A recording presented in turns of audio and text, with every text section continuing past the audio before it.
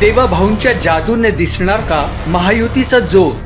शिंदेची शिवसेनेला ठाकरे बंधू लावणार घोर. राजकारणातून काँग्रेस होणार का नामशेष? साहेबांच्या पक्षाचा दादा करणार का घात? महापालिका निवडणुकीत कुणाची कुणावर मात? नेशन सिटी न्यूजच्या साथीनं बघा महापालिकेचा रणसंग्राम. नागपूर महानगरपालिका निवडणूक 2024च्या पार्श्वभूमीवर काँग्रेस पक्षात मोठ्या राजकीय घडामोडी घडल्या आहेत. काँग्रेस पक्ष आता पूर्णपणे एकसंध झाल्याचा दावा करण्यात येत असून कोणतीही बंडखोरी उरलेली नसल्याचे स्पष्ट करण्यात आले आहे. नागपूरकरांच्या पाठिंब्याने मिशन 100 नगरसेवक हे उद्दिष्ट साध्य करण्यासाठी काँग्रेसचे सर्व नेते आणि कार्यकर्ते एकजुटीने मैदानात उतरले आहेत.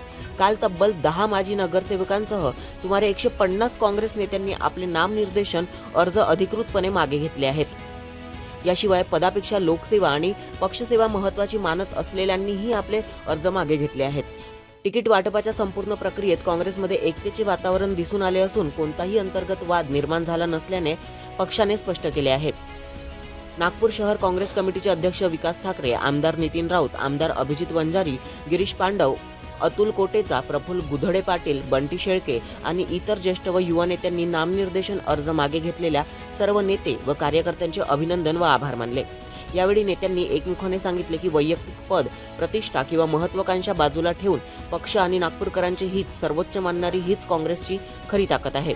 हीच एकजूट मिशन 100 नगरसेवक या संकल्पाला यशस्वी करून भाजपच्या गेल्या 19 वर्षाच्या अपयशी कारभाराला पूर्णविराम देईल असा विश्वासही व्यक्त करण्यात आला.